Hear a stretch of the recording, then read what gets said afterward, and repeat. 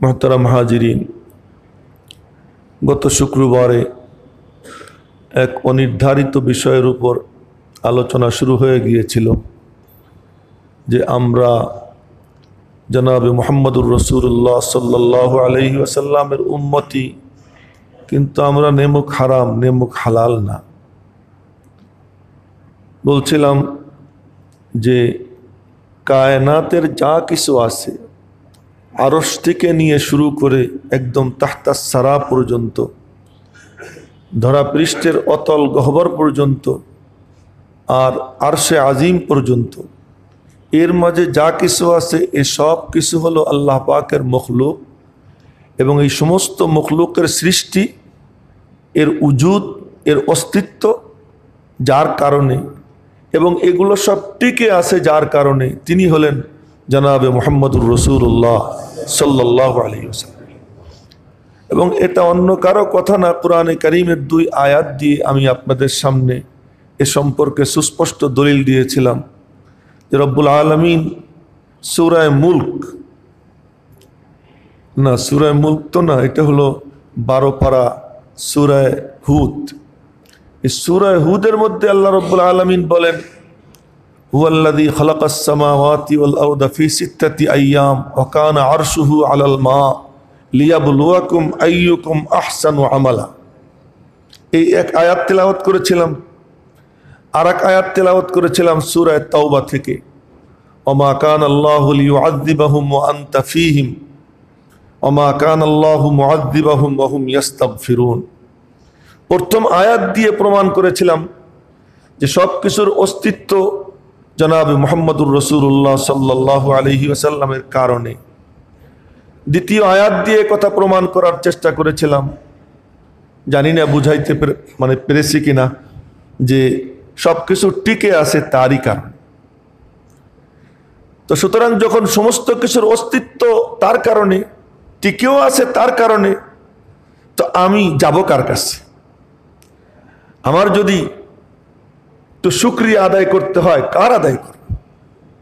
এজন্য আল্লাহ পাক রব্বুল আলামিন কোরআনে কারীমে ঘোষণা দিচ্ছেন, কুল, তুমি বলে দাও, তুমি ঘোষণা করে দাও, ইন কুনতুম তুহিব্বুনাল্লাহ, যদি তোমরা এই কথা দাবি করো যে আমরা আল্লাহকে ভালোবাসি, তুমি যদি বলো যে আমি আল্লাহকে ভালোবাসতে চাই, এই কথা যদি কেউ বলে, তুমি তাকে স্পষ্ট ভাষায় বলে দাও, আর কোনো রাস্তা নাই, ফাত্তাবিউনি, আমার অনুসরণ করো। এর একমাত্র রাস্তা জনাবে মুহাম্মদুর রাসূলুল্লাহ সাল্লাল্লাহু আলাইহি ওয়াসাল্লামের ইত্তেবা। ইত্তেবা কাকে বলে? অনুসরণ কাকে বলে? খুব লক্ষ্য করে শুনুন। কোরআনে কারীমে এক আয়াত বারবার আপনারা পাবেন, আতিউল্লাহ ওয়া আতিউর রাসূল, আতিউল্লাহ ওয়া আতিউর রাসূল, ওয়া মান ইউতিইল্লাহ ওয়ার রাসূল। কোরআনে কারীম তেলাওয়াত করবেন, দেখবেন এই আয়াতগুলো আছে। একটা হলো ইতাআত, আর একটা হলো ইত্তেবা। ইতাআত আনুগত্য করো, ইত্তেবা অনুসরণ করো। ইতাআত হুকুমের তামিল করো, আর ইত্তেবা ফলো করো। খুব লক্ষ্য করে না শুনলে, বুঝার চেষ্টা না করলে বুঝবো না। কিন্তু ইতাআত হুকুমের সামনে অবনত মস্তক হও, আনুগত্য করো। ইত্তেবা ফলো করো। ফলো করা কাকে বলে? এক সাহাবী জনাবে মুহাম্মদুর রাসূলুল্লাহ সাল্লাল্লাহু আলাইহি ওয়াসাল্লামের সঙ্গে সাক্ষাৎ করতে গেছেন। ওই একবারই দেখা হয়েছে, আর দেখা হয়নি। গত শুক্রবারে বলেছিলাম যে সাহাবী কাকে বলে। ঈমানের সাথে নবীজির সঙ্গে একবার সাক্ষাৎ হয়েছে, একবার। এবং এই ঈমানের দৌলত সিনাই নিয়া তিনি দুনিয়ার থেকে চলে গেছেন, আর জীবনে তার দেখা হয়নি। ওই 1 মিনিটের সাক্ষাৎ, 5 মিনিটের সাক্ষাৎ, একবারের সাক্ষাৎ, একদিনের সাক্ষাৎ তার হয়েছে, আর হয়নি। কিন্তু ঈমানের সঙ্গে যে ওই যে নবীজিকে দেখেছেন আর নবীজিকে সিনার মধ্যে রেখেছেন, ওই দৌলত সিনাই নিয়ে মরণের সময় আশহাদু আল্লাহ ইলাহা ইল্লাল্লাহ ওয়া আশহাদু আন্না মুহাম্মাদার রাসূলুল্লাহ এই কথা বলে দুনিয়ার থেকে চলে গেছে। ইনি হলেন সাহাবী, এবং এত দামি যে ওই 1 মিনিটের সহবতওয়ালা এক সাহাবীকে যদি এক পাল্লায় রাখা হয় আর সারা দুনিয়ার সমস্ত আউলিয়া গাউস কুতুবকে যদি এক পাল্লায় রাখা হয় তবুও এক সাহাবীর ওজন বেশি হবে, এত দামি। তো এক সাহাবী নবীজির দরবারে গেছেন। তো নবীজির তখন বোতাম খোলা ছিল, বোতাম খোলা ছিল, কোনো কারণবশত ওই টাইমে বোতামটা খোলা ছিল। ওই সাহাবী ওখান থেকে চলে গেছেন। এরপরে উনি যত পাঞ্জাবি বানান সব পাঞ্জাবির বোতাম খোলা। সবাই বোতাম লাগায়, বলে আরে হাদিসে আছে এরকম বুক ঢাইকা রাখার কথা, তুমি খোলা রাখো কেন? তোমরা যত দলিল দাও দিতে থাকো, ওই দলিলের কোনো প্রভাব আমার উপরে পড়বে না। কেন? আমি আমার পিয়ারে হাবিবকে বোতাম খোলা অবস্থায় দেখছি। আমার যখন সাক্ষাৎ হয়েছে আমি তাকে দেখেছি বোতাম খোলা অবস্থায়। একে বলে ফলো করা, একে বলে ইত্তেবা। হযরত আব্দুল্লাহ ইবনে ওমর রাদিয়াল্লাহু তাআলা আনহুমা, হযরত ওমরের ছেলে, নবীজির খুব ঘনিষ্ঠ সাহাবী। তিনি হজের সফরে রওনা হয়েছেন। তো এক জায়গায় গিয়া ইস্তেঞ্জা করতে বসছেন। ইস্তেঞ্জা, ছোট ইস্তেঞ্জা, 1 নম্বর পেশাব করতে বসছেন। তো পেশাব করতে যেভাবে বসে ওইভাবে বসছেন। একটু সময় কাটাইছেন, উঠে চলে আসছেন। পানিও নিলেন না, ঢিলেও নিলেন না। শাগরেদরা সব আশপাশে আছেন। তোমরা বললেন হযরত ইস্তেঞ্জা করতে বসলেন, পানিও নাই, ঢিলেও নাই, এ কেমন ইস্তেঞ্জা? ইস্তেঞ্জা করিনি। তো বসলেন কেন? পিয়ারে হাবিবের সঙ্গে হজের সফরে ছিলাম, ঠিক এই জায়গাটায় যখন আসলেন এখানে নবীজি ইস্তেঞ্জা করছিলেন। তা আমি এখান দিয়ে যাওয়ার সময় চিন্তা করলাম ইস্তেঞ্জার কোনো চাপ তো আমার উপরে নাই, অন্তত একটু বৈশা নিজেকে নবীজির সঙ্গে একটু মিলাইয়া নেই। এরে বলে কি করা? ইত্তেবা করা। তো আল্লাহ পাক বলতেছেন কুল, আমরা তো ফরজ, ওয়াজিব, সুন্নত, মুস্তাহাব, মাকরুহ, কোন রকম এটা জায়েজ, এসব মাসআলা তালাশ করি। সাহাবায়ে কেরামের জামানায় কোন ফরজ, ওয়াজিব, সুন্নত, মুস্তাহাব ছিল? কিছু ছিল না। এর কোনো বাজ বিচার ছিল না, এর কোনো ধার তাদের কাছে ছিল না। তাদের বিষয় কি ছিল? যে নবীজি কি করেন তাই দেখব। তারও দৃষ্টান্ত আগেও আপনাদেরকে শুনেছি, আবার আজকে স্মরণ করিয়ে দিই। যে নামাজের মধ্যে নবীজি পায়ের থেকে জুতা খুলে ফেলে দিয়েছেন। পায়ে চপ্পল ছিল, চপ্পল পায়ের থেকে খুলে ফেলে দিয়েছেন। পাথর গরম, যারা হারামাইন শরীফাইনের জিয়ারতে গেছেন তারা জানেন যে ওখানকার পাথরের গরমি, তাপ কি প্রচন্ড। তো ওই গরম হওয়ার কারণে জুতা পবিত্র ছিল, পবিত্র জুতা পায়ে দিয়ে নবীজি নামাজের ইমামত করতেছেন। নবীজির ধারণা জুতা পবিত্র। সাহাবায়ে কেরামও জুতা পায়ে দিয়া মুসল্লি মুক্তাদি। নবীজি জুতা খুলে ফেলাই দিছেন, সাহাবীরাও ঠাস ঠাস করে জুতা খুলে ফেলাই দিছে। নবীজি দেখলেন কেমনে তারা যে খুলছে। তারা তো নামাজের মধ্যে জুতা খুলে এরকম আমাদের মতো ধাপ ধাপ করে তো ফেলেন নাই, জুতা খুলছে। কিন্তু তারা তো সব পিছনে পিছনে তো নবীজির দেখার কথা না। কে জুতা খুলতেছে না খুলতেছে নবীজি কেমনে দেখবেন? আমাদের যেমন মসজিদে মাঝে মাঝে একজন ঢুকতে সময় গ্লাসে মারে ধাক্কা, মানে আমি আসছি তোমরা সবাই জেনে নাও, এমন একটা ভাবসা।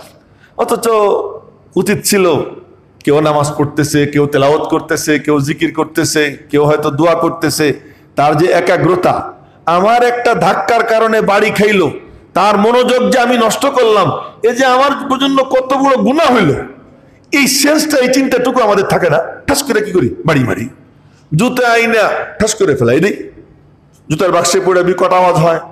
সাহাবীরা তো অত্যন্ত মুহাজ্জাব ছিলেন। হ্যাঁ, তো সাহাবায়ে কেরাম জুতা খুলছেন, নবীজি দেখলেন কেমনে?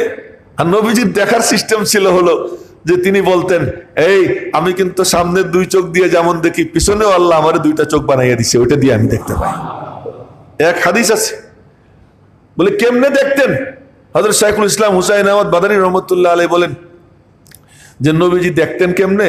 তিনি যখন নামাজে দাঁড়াইতেন তো তার চোখের আলোতে, তার কপালের আলোতে সামনের দেয়াল পুরাটা আয়না হয়ে যেত, পিছনে যা থাকতো তিনি সব দেখতে পাইতেন সামনের আয়না। এই কথা বলেছেন শেখুল ইসলাম হুসাইন আহমদ মাদানী রহমতুল্লাহ আলাইহি। তো নবীজি দেখছেন, সালাম ফিরে বললেন, তোমরা জুতা খুললা কেন? সাহাবা একরাম বললেন, আপনি খুললেন কেন? সুবহানাল্লাহ, তাদের সোজা কথা। বলে আপনি কেন খুললেন?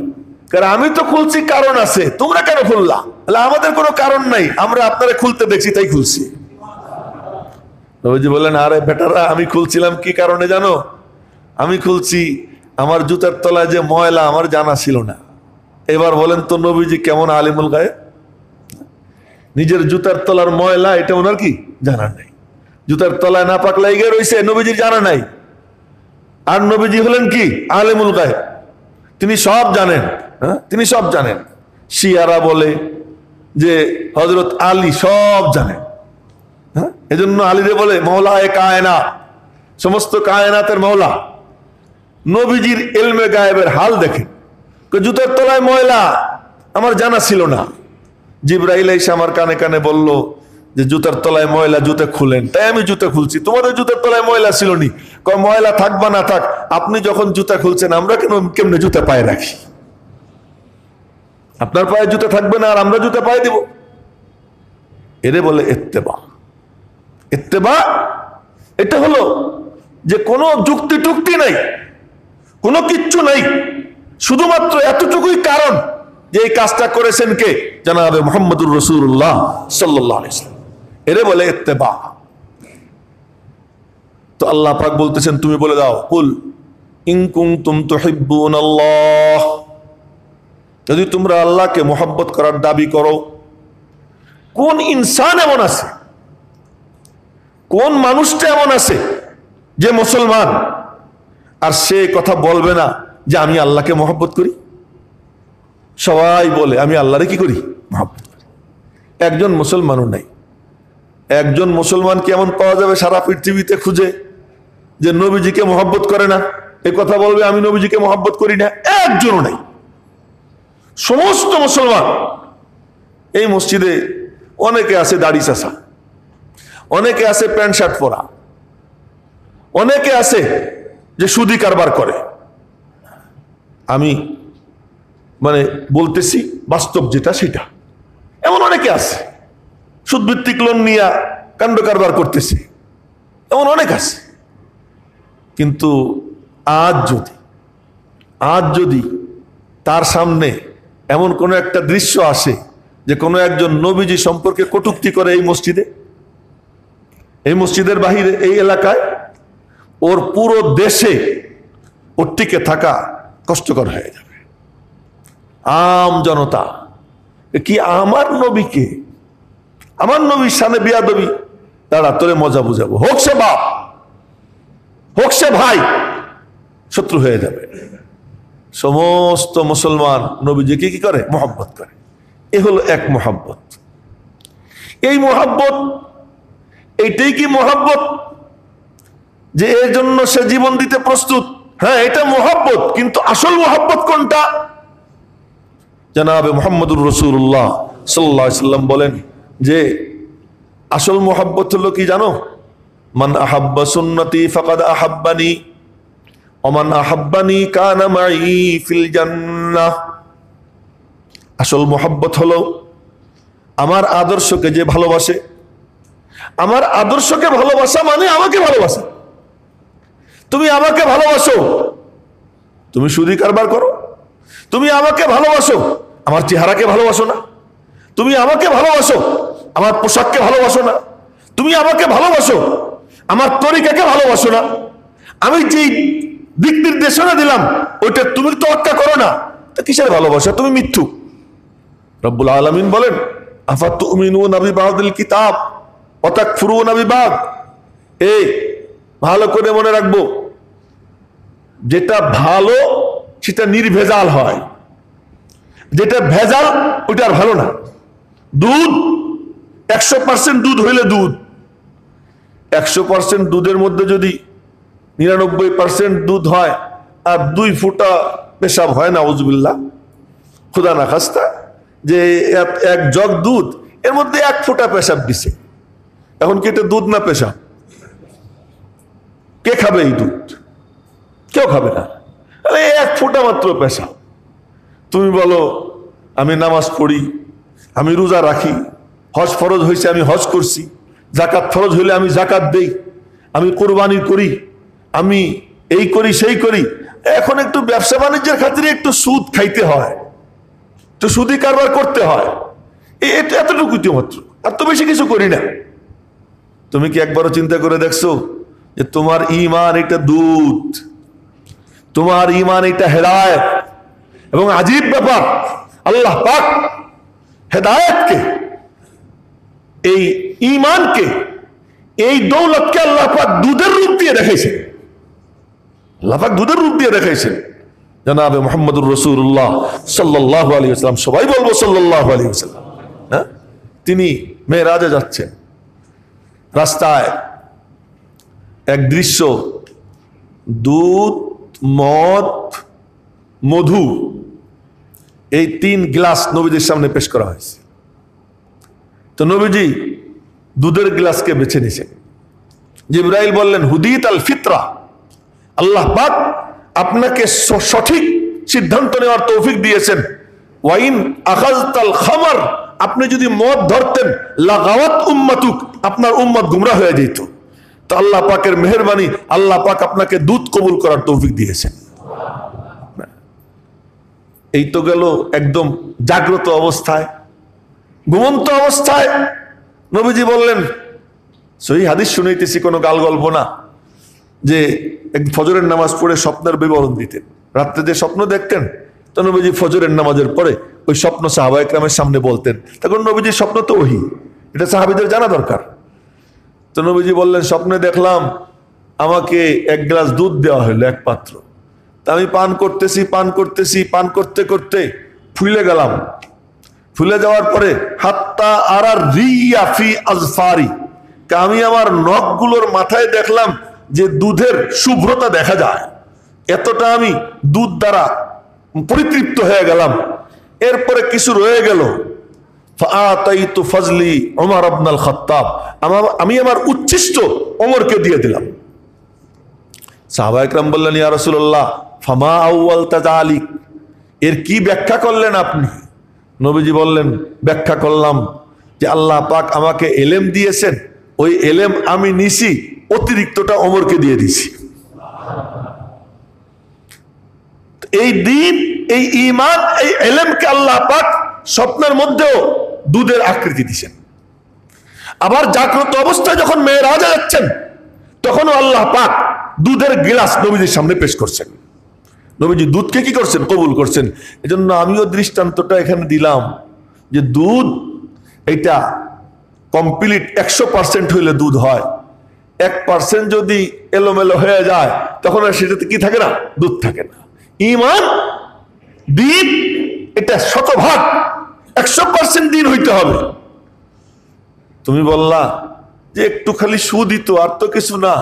তুমি জানো, বালা মান কাসাবা সাইয়্যাহ ওয়া আহাতাত বিহি খাতিআতুহু ফাউলাইকা আসহাবুন নার হুম ফিহা খালিদুন। আবার একজন ইমাম খতিব সাহেব বয়ান করতেছিল মসজিদে, তা আমরা কয়েকজন একসাথে হজে ছিলাম, সেই সময় এই কিস্সাটা শুনছি। তো এখানেও কেউ কেউ উপস্থিত আছেন, নাম আর বলবো না, যে বলতেছিল যে হুজুর বয়ান করতেছে, তো সভাপতি সাহেব দাঁড়াইয়া বলে, হুজুর ইন্টেনশনালি বয়ান বন্ধ করেন, এই আপনি মেনশন করে বয়ান করা বন্ধ করেন। আমি কি ইন্টেনশনালি বয়ান করলাম? আপনি যা বলতেছেন সব আমার মধ্যে আছে, আপনি তো আমারই কইতেছেন। হ্যাঁ, বয়ান শুনতে সময় নিজেকে নিজে বলা, হ্যাঁ আমার মধ্যে এটা আছে, আমার এটা শুধরানো দরকার, এরকম জল্পনা কল্পনা ভিতরে আসে, এটা ঠিক আছে। কিন্তু খতিবের উপর খেপে যাওয়া, যে এত দেখা যায় আমারই ধরছে, আমার কথাই বলতেছে, এইসব বাদ দেন হুজুর। আসমানের উপরের কথা কন, জমিনের নিচের কথা বলেন, এই কবরের কথা বলেন, হাসরের কথা বলেন, জান্নাত জাহান্নামের কথা বলেন। আরে কবর, হাসর, জান্নাত জাহান্নাম এ সব কিছু যার উপরে নির্ভরশীল, সেটার আলোচনা না কইরা ওই আলোচনা করে কি লাভ? এটা তো নির্ভরশীল এর উপরে। আল্লাহ পাক বলতেছেন বালা। কোরআনে কারীমের আয়াত বলতেছি, হাদিস বলতেছি, নিজের থেকে কিছু বলতেছি না, খুব মনোযোগ দিয়ে শুনে। বালা মান কাসাবা সাইয়্যিআহ, সাইয়্যিআতান মানে একটা গুনাহ। বালা মান কাসাবা সাইয়্যিআতান, যে লোক ইচ্ছা করে একটা গুনাহ কামাই করে, ও আহাতাত বিহি খাতিয়াতু, করতেই থাকে করতেই থাকে করতেই থাকে, করতে করতে তার সেই গুনাহ তাকে আষ্টে পৃষ্ঠে বেঁধে ফেলে। বিল্ডিং সুদের, ব্যবসা সুদের, পাঞ্জাবি সুদের, খাবার সুদের, গাড়ি সুদের, গাড়ি কিনতেছি তাও ব্যাংকিং লোন নিয়া, ওইটাও সুদের, বসতেছি সুদভিত্তিক গাড়িতে, থাকতেছি সুদভিত্তিক যে বাড়ি নির্মাণ করছি ওই বাড়িতে, খাইতেছি যেটা সুদভিত্তিক মুনাফার থেকে, যা কিছু করতেছি সব সুদভিত্তিক। ও আহাতাত বিহি, আহাতা ইউহিতু মানে হলো বেষ্টন করা, আহাতা ইউহিতু মানে বেষ্টন করা। ও আহাতাত বিহি খাতিয়াতুহু, এবং ওই গুনাহ তাকে পরিবেষ্টিত করে ফেলে। আল্লাহ পাক বলেন ফাউলাইকা আসহাবুন নার, ওরা জাহান্নামের অধিবাসী। হুম ফিহা খালিদুন, অনাদি অনন্তকাল সেখানে থাকবে। রাস্তা কি? মুক্তির রাস্তা কি? আল্লাহ পাক বলেন কুল ইন কুনতুম তুহিব্বুনাল্লাহ ফাত্তাবিউনি, যদি তোমরা আল্লাহকে ভালোবাসো দাবি করো, আমি মুহাম্মদুর রাসূলুল্লাহ সাল্লাল্লাহু আলাইহি ওয়াসাল্লামের ইত্তেবা করো, হ্যাঁ তুমি সিদ্ধান্ত নিয়ে নাও আমি তাকে ফলো করব। হ্যাঁ, চলতে গেলে আসার ফাসার খায়, পায়ের নিচে হঠাৎ করে কলার সিল্কে পড়ে যায়, পায়ের নিচে হঠাৎ করে আমের সিল্কে পড়ে যায়, চলতে গেলে পড়ে যায়, পড়ে গিয়ে কেউ পড়ে থাকে না লাফ দিয়ে দাঁড়ায়? কথা বলে না, কি করে? যাইতেছে পিছলে খেয়ে পড়ে গেছে, পুড়ে থাকে, শুয়ে থাকে না লাফ দিয়ে দাঁড়ায়? লাফ দিয়ে দাঁড়ায়। সুবহানাল্লাহ, আল্লাহর বলার ধরনটা দেখেন, যে দেখো তুমি চলতেছো, চলতে গিয়ে পড়ে গেছো, পড়ে গেলে কি করো? লাফ দাও, দাঁড়াও, লাফ দিয়ে দাঁড়াইয়া বলো, কি বলো?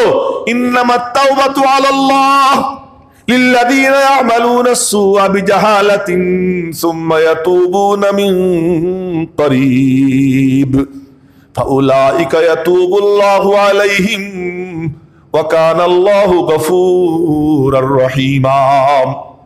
রব্বুল আলামিন বলেন আমি আল্লাহ আমার উপরে ওয়াজিব করে নিছি, সুবহানাল্লাহ সুবহানাল্লাহ, আমি আল্লাহ আমার উপরে ওয়াজিব করে নিছি ওই সমস্ত মুমিন যারা আমার নবীকে ফলো করতেছে, ফলো করতে গিয়ে আসার খেয়ে পড়ে গেছে, কোন গুনাহ তার থেকে হয়ে গেছে, গুনাহ হওয়ার সঙ্গে সঙ্গে সুম্মা ইয়াতুবুনা মিন করিব, করিব মানে নিকট, করিব মানে কি?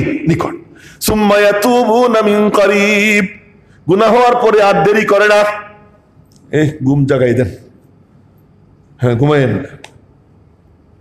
সুম্মা ইয়াতুবুনা মিন করিব, গুনাহ হওয়ার পরে আর দেরি করে না, তাড়াতাড়ি দাঁড়িয়ে যায়, তওবা করে, আল্লাহ তুমি আমারে মাফ করে দাও, মাফ করে দাও। রব্বুল আলামিন বলেন ইন্নামাত তাওবাতু আলাল্লাহ। যদি আরবি ব্যাকরণ আপনারা পড়ে থাকতেন তাহলে বললেই বুঝতেন, আলা লিল ইলজাম, আলা প্রেসার ক্রিয়েটের জন্য আসে, আলা অক্ষরটা আসে চাপ প্রয়োগের জন্য। ইন্নামাত তাওবাতু আলাল্লাহ, আমি আল্লাহ আমার উপরে ওয়াজিব করে দিছি তার তওবা কবুল করা। যে কোনো অন্যায় করে, অন্যায় করার পরে ফাউলাইকা ইয়াতুবুনা মিন করিব, খুব তাড়াতাড়ি দাঁড়াইয়া যায় মানে ফিরে আইসা রব্বুল আলামিনকে বলে আল্লাহ ভুল হয়ে গেছে, মাফ করে দাও। আল্লাহ পাক বলেন আমি আল্লাহ আমার উপরে ওয়াজিব করে নিছি, আমি তারে মাফ করে দিব। শুধু মাফই করব না, ও যতক্ষণ পর্যন্ত গুনাহ করছিল ওই গুনার জায়গায় আমি আল্লাহ নেকি দিয়ে পরিপূর্ণ করে দিব। ফিরে আস, কুল ইন কুনতুম তুহিব্বুনাল্লাহ ফাত্তাবিউনি ইউহিব্বুকুমুল্লাহ। কিন্তু গুনার ফাউন্ডেশন দিয়ে রাখছি, গুনাহ করতেই থাকতেছি, আর এরপরে আবার নামাজও পড়ি, এরপরে আমি আবার যাকাতও দেই, হজও করি, কোরআনে কারিমে তেলাওয়াত করি, সব করতেছি। কিন্তু ওই করার মধ্যে ওই দুধের মধ্যে মুতও আমি মিশিয়ে যাইতেছি অনবরত। ওই দুধের মধ্যে আমি পেশাব মিশ্রণ করতেছি, একটু সুদ, একটু গীবত, একটু মিথ্যা, একটু ধোঁকা, একটু প্রতারণা আমি করেই যাচ্ছি, মিলাইয়ে যাইতেছি। রব্বুল আলামিন বলেন আফাতুমিনুনা বিবাদিল কিতাব, আফাতুমিনুনা বিবাদিল কিতাব। আরে আমার আল্লাহর কালামের থেকে বড় কোনো ওয়াজ আছে নাকি? আল্লাহ পাক বলেন ইয়া আইয়ুহান নাস, হে লোক সকল, ক্বাদ জাআতকুম মাউইযা, এ আমার পক্ষ থেকে ওয়াজ দিয়ে দিলাম, না ওয়াজ শুনো। কোরআনে কারীমের ওয়াজ, আল্লাহ পাক ওয়াজ করতেছেন আফাতুমিনুনা বিবাদিল কিতাব ওয়া তাকফুরুনা বিবাদ, কে আমার কিতাবের কিছু মানো আর কিছু মানবা না, কিছু মানো আর কিছুর সঙ্গে কুফরি করো। এর না মানাটাকে আল্লাহ পাক বলতে পারতেন আফাতুমিনুনা বিবাদিল কিতাব ওয়া লাম তুমিনু বিবাদ। শুনেন কিন্তু আফাতুমিনুনা বিবাদিল কিতাব ওয়া লাম তুমিনু বিবাদ, যে কিছু কিতাবের কিছু অংশের উপর ঈমান আনো, কিছু অংশের উপর ঈমান আনো না। এ কথা না বলে বলতেছেন কি আফাতুমিনুনা বিবাদিল কিতাব ওয়া তাকফুরুনা বিবাদ, এই কিতাবের কিছু মানো আর কিছুর সঙ্গে কুফরি করো। এর না মানাটাকে আল্লাহ কি শব্দ দিয়ে ব্যাখ্যা করছেন, ব্যক্ত করছেন? কুফর।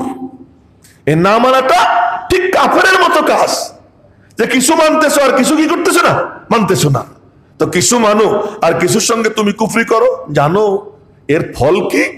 ও ভাই, এবার শিক্ষিত সচেতন ভাইদের দৃষ্টি আকর্ষণ করব, সকলের দৃষ্টি আকর্ষণ করব। এবার একটু লক্ষ্য করুন আল্লাহ পাক কি বলতেছেন, ফামা জাযাউ মাইয়াফআলু যালিকা মিনকুম, তোমাদের মধ্যে থেকে যারা এমন করে তো তাদের বিনিময় কি হতে পারে ইহা ছাড়া, কি ছাড়া?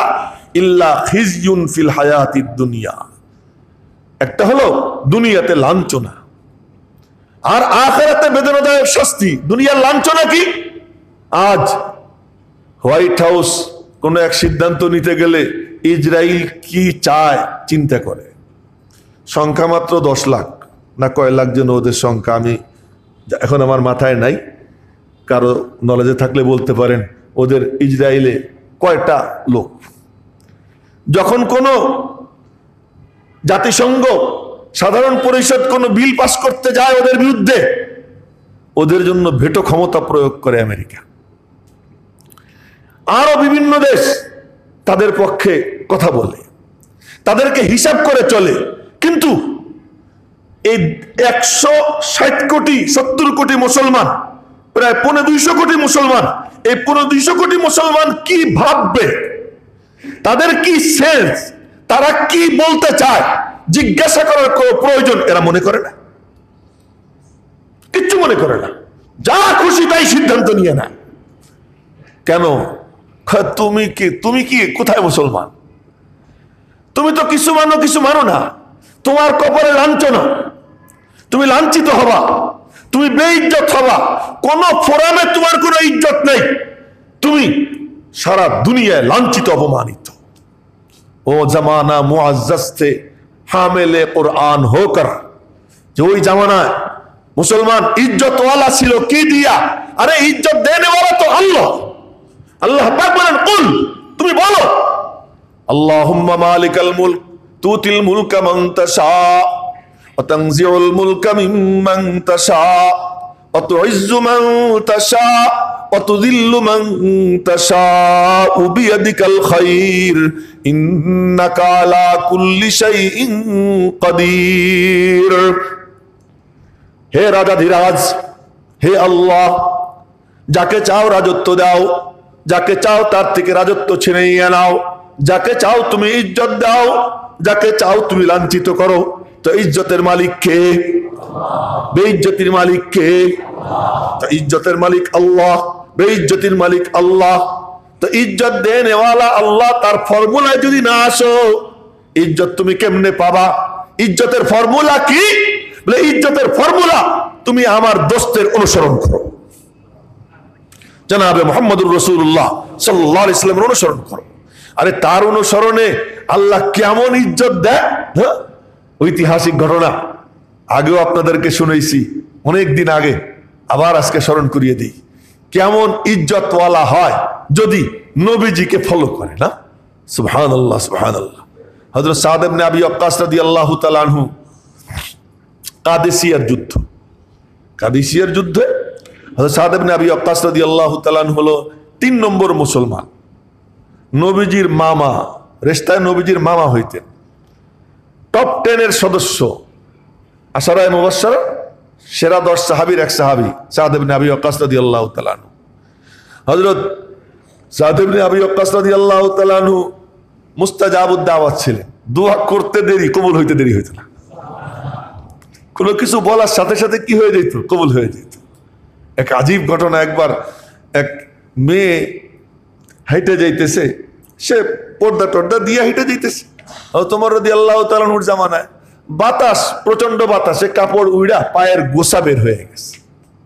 তো মহিলাদের তো মাথার থেকে নিয়ে পা পর্যন্ত পুরোটাই আওরাত, সতর, এটা ঢেকে রাখতে হবে। এটা বাতাসে খুলে গেছে, হযরত ওমরের চোখ পড়ে গেছে। হযরত ওমর রাদিয়াল্লাহু তাআলা আনহু লাঠি উঁচা করছেন, এই মেয়ে সাবধানে চলতে পারিস না। হযরত সাদ ইবনে আবি ওয়াক্কাস রাদিয়াল্লাহু তাআলা আনহু দেখলেন যে আরে ওমরের সামনে পারস্য রোমের রাষ্ট্রদূতরা এসে থরথর করে কাঁপতে থাকে তার ভয়ে, আর সেখানে এই বালিকা এই লাঠি উঁচা করছে, না জানি ওর কোনো দুর্ঘটনা ঘটে যায়। তো উনি বলছেন, ওমর লাঠি নামাও নাহলে কিন্তু বদদুয়া করে দেব। উনি ওনার অস্ত্র ব্যবহার করছেন, ওমর লাঠি নামাও নাহলে কিন্তু বদদুয়া করে দেব। হযরত ওমর তাড়াতাড়ি গিয়ে হযরত সাদ ইবনে আবি ওয়াক্কাসের হাতে লাঠি দিয়ে বলতেছেন, মাফ চাই ভাই, আপনি যদ্দূর পারেন আমারে মারেন, বদদুয়া করেন না। ওমর রাদিয়াল্লাহু তাআলা আনহু মানে ওনার বদদুয়াকে সবাই এতটা ভয় পাইত যে একজনের ব্যাপারে বদদুয়া করছেন, এমন কবুল হওয়া হয়েছে, লাখ লাখ মানুষ দেখছে যে কি অবস্থা। ওনার নামে অভিযোগ করছিল যে উনি ওনার জমি দখল করছে, সাদ ইবনে আবি ওয়াক্কাসের নামে। সাদ ইবনে আবি ওয়াক্কাস রাদিয়াল্লাহু তাআলা বলছেন যে না, ভুল বললাম, আস্তাগফিরুল্লাহ, উনি হলেন আবু বারজা আসলামী রাদিয়াল্লাহু তাআলা আনহু, এক সাহাবী, অন্য এক সাহাবী। তো উনি বলছেন যে আল্লাহ, আমি যদি ওর জমি দখল করে না থাকি, ও যদি আমার নামে মিথ্যা অপবাদ দিয়ে থাকে, তো ওরে তুমি অধিক বয়স দিয়ে দাও, লম্বা বয়স দিয়ে দাও, আর ও যেন শেষ বয়সে অন্ধ হয়ে যায়, আর ওরে তুমি পথে পথে লাঞ্ছিত করো, আর এই জায়গায় ডুবেই ওরে মাইরো।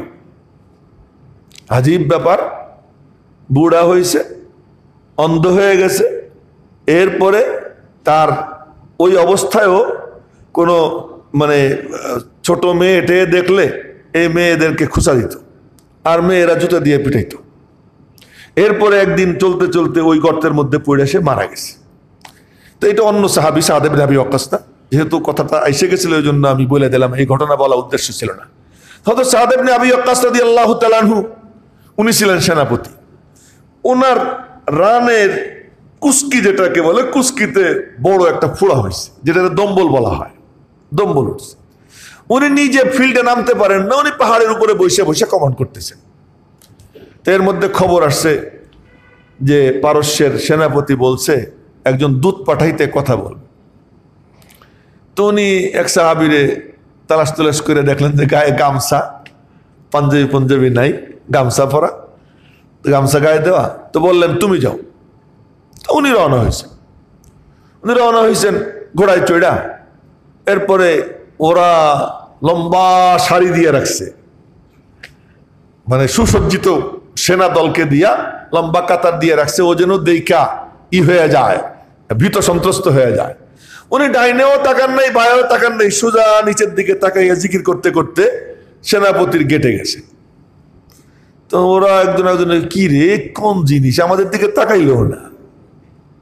একজন সাইজা গুইজা তাকাইলে থাকলে তার দিকে একটু তাকাইলে সে মনে মনে একটু তৃপ্তি বোধ করে, আমার সৌন্দর্য দেখছে। আর এরা সাইজা দাঁড়িয়ে রয়েছে, একটু ফিরে তাকাইলো না। উনি সোজা গিয়ে গেটে গেছেন। তো গেটে গিয়ে দেখেন তরবারি ঠেকাই আমরা দাঁড়িয়ে গেছে। তো উনি উনার তরবারি দিয়া ধাক্কা দিয়ে সরাইয়া ঘোড়া নিয়ে দরবারে ঢুকে গেছেন। অভদ্রতা। দরবারে ঢুকছেন, ঢুকে এখন ঘোড়া বাঁধবেন কোথায়, যে বান্দার কিছু নাই। তো ওই গালিচার মধ্যে তরবারি দিয়া মানে গুতা মারছেন। তো লাল গালিচা ছিদ্র হইয়া মাটির মধ্যে ডাইবে গেছে। ওই তরবারির বাটের সাথে ঘোড়ার রশি বাঁধছে। ওরা রশি বেঁধে দেখেন যে সিংহাসনের উপরে সেনাপতি বসে রয়েছে, লাফ দিয়ে সিংহাসনের উপরে উঠছেন, যে আপনি বলে একজন মুসলিম দূতের কথা বলছিলেন, আমাকে সাদ ইবনে আবি ওয়াক্কাস পাঠাইছেন, কি বলবেন বলেন। সেনাপতি বলতেছে তোমার কোনো ভদ্রতা নাই, তুমি অসভ্য অভদ্র, তুমি লাফ দিয়ে আমার সিংহাসনে উঠছো, নামো নিচে নামো। বলার সাথে সাথে এক লাফ দিয়ে নিচে নেমে কার্পেট উঠাইয়া মাটি বের করে কয় আমার আল্লাহর দেওয়া সিংহাসন তোর সিংহাসন থেকে অনেক দামি, আমি এখানে বসলাম, কি বলবি বল। আরে হিম্মত কাকে বলে? একা গেছে, কতটুকু তার নিজের উপরে আস্থা, কেন পরে বলতেছে। তা বলতেছে যে কি বক্তব্য তো আপনার বলেন। সেনাপতিকে বলছে তোমার কি বক্তব্য বলো। আমার নিজের কোনো বক্তব্য নাই, আমারে আমার সেনাপতি বলে দিছেন। আর সেনাপতিও ওনার থেকে বলেন নাই, ওনাকে হযরত ওমর ওসিয়ত করে দিছেন। হযরত ওমরেরও নিজের কথা না, হযরত ওমরকে নবীজি বলে দিছেন। আর নবীজিরও নিজের কথা না, নবীজিকে আমার আল্লাহ শিখিয়ে দিছেন। কি বক্তব্য? ভাই তুমি মুসলমান হয়ে যাও, বলতেছে তুমি মুসলমান হয়ে যাও, তুমি আমার ভাই, তোমার দেশ তোমারই থাকবে, কোনো সমস্যা নাই, তুমি আমি ভাই ভাই। আর তা যদি না হয় তাহলে তুমি এক কাম করো, আমার খলিফারে কর দিয়ে চলবা, বশ্যতা স্বীকার করে নাও, তাহলেও তোমার সাথে আমাদের কোনো দ্বন্দ্ব নেই। এই দুইটা যদি না মানো তো ওই যে তরবারি দেখতেছো না কাইডে রাখছি, ওই তরবারি দিয়ে ফয়সালা হবে। এই হলো আমার বক্তব্য। এবার কথা তো চূড়ান্ত, আর তো কোনো কথা নাই, ফাঁক ফুকর নেই। এবার সেনাপতি বলে কি এত বড় অভদ্র দেখা যায়, ওর মাথায় এক জায়গা মাটি দিয়ে দেয়। তো বেইজ্জত করার জন্য এক জায়গা মাটি মাথার উপরে দিছে। উনি মাটি মাথায় নিয়ে আসমানের দিকে তাকায়, আল্লাহ আমি পারস্যের মাটি নিয়ে গেলাম, আলহামদুলিল্লাহ আমি পারস্যের মাটি নিয়ে যাচ্ছি। আবার ঘোড়ায় চড়ে সাদ ইবনে আবি ওয়াক্কাসের সামনে গিয়া ওই মাটির ঝাঁকা রেখে বলতেছেন আলহামদুলিল্লাহ পারস্যের মাটি নিয়ে চলে আসছি, আল্লাহ আমাদেরকে বিজয় দান করবে, বিজয় দান করবে। আজকে এক সাদা চামড়া দেখলে আমরা থরথর করে কাঁপি। একজন আমেরিকার উপমন্ত্রী অমক ইসের মানে অফিসের এক অনেক নিম্ন পদস্থ কর্মচারী, তারে দেখলে আমাদের বড় বড় মন্ত্রীরা আমেরিকার অমক আইছে, কি গোড়ার ডিম। কেন আজ আমাদের এই অবস্থা? তো অবস্থা এই কারণে তোমরা আল্লাহর থেকে দূরে সরছো, নবীজির থেকে দূরে সরছো, কোরআন থেকে দূরে সরছো। এটা কোনো রাজনীতি না, এটা কোনো রাজনীতি না, এটা হলো এই যে আমি মুসলিম, আমার সম্পদ হলো আল্লাহর দেওয়া কোরআন, আমার সম্পদ হলেন জনাবে মুহাম্মদুর রাসূলুল্লাহ সাল্লাল্লাহু আলাইহি ওয়াসাল্লাম। আমার কথা না, দেখেন তো আল্লাহ পাক কি বলতেছেন, ইয়া আইয়ুহান নাস قد جاءتكم موعظة من ربكم وشفاء لما في الصدور وهدى ورحمة للمؤمنين। হে মানব জাতি কান খুলে শোনো, এসে গেছে তোমাদের কাছে তোমাদের রব্বের পক্ষ থেকে নসিহত নামা। চারটা শব্দ, একটা হলো মাওয়াইজাত, খুব লক্ষ্য করে শুনবে, একটা হলো মাওয়াইজাত, আর একটা হলো শিফা, আর একটা হলো হুদা, আর একটা হলো রহমত। মাওয়াইজাত কেন বলে? মাওয়াইজাত হলো দিলটা যেন নরম হয়। নসিহত শুনলে পরে আল্লাহ পাক দিলের মধ্যে নরমি পয়দা করে দেয়। জমিনে হাল চালাইলে যেমন জমিন উর্বর হয়, কোরআনে কারীমের নসিহত যখন কেউ শোনে দিলের কান দিয়া মনোযোগ দিয়া, আল্লাহ পাক রব্বুল আলামিন তার দিলের জমিন নরম করে দেয়। قد جاءتكم موعظة من ربكم, দিলের জমিন যখন নরম হয়, কোরআনে কারীম যখন ভিতরে ঢুকতে আরম্ভ করে দেয়, তো আল্লাহ পাক রব্বুল আলামিনের বরকতে কি করে জানেন? শিফাউল লিমা ফিস সুদূর। দিলের জমিন যখন নরম হয়, কোরআন যখন তার ভিতরে ঢুকতে আরম্ভ করে দেয়, কোরআন যখন প্রবেশ করে কোরআনের কাজ কি? শিফাউল লিমা ফিস সুদূর, অন্তরের থেকে রোগগুলোকে টাইনা টাইনা বের করে, অহংকার টাইনা বের করে, হিংসা টাইনা বের করে, লোভ লালসা টাইনা বের করে, দুনিয়ার লোভ লালসা মুহাব্বতকে টাইনা টাইনা বের করে, মর্যাদার লোভকে টাইনা টাইনা বের করে, পরশ্রী কাতরতাকে টাইনা টাইনা বের করে দেয়।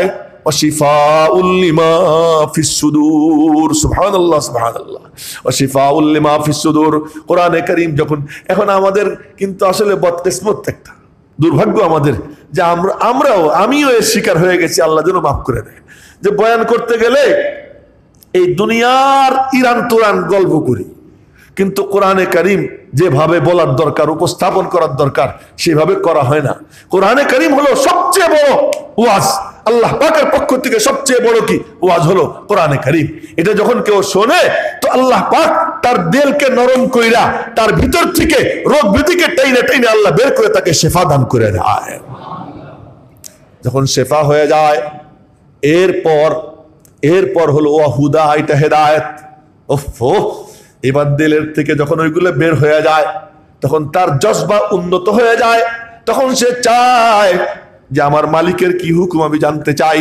আল্লাহ পাক বলেন হুদা, এই যে কোরআনে কারীম হেদায়েত। হুদা কাকে বলে? গাইডলাইন। হুদা হলো গাইডলাইন। পাহাড়ে যখন কেউ যায় তো মোড়ে মোড়ে দেখবেন এরো চিহ্ন দেওয়া থাকে, এই দিকে যাও, ওই দিকে যাও। পাহাড়ি রাস্তার মধ্যে দেখবেন এখানে এক চিহ্ন, ওখানে এক চিহ্ন, ওই সামনে কিন্তু কি আছে, বাঁক আছে, ওখানে মোড় আছে, সাবধান।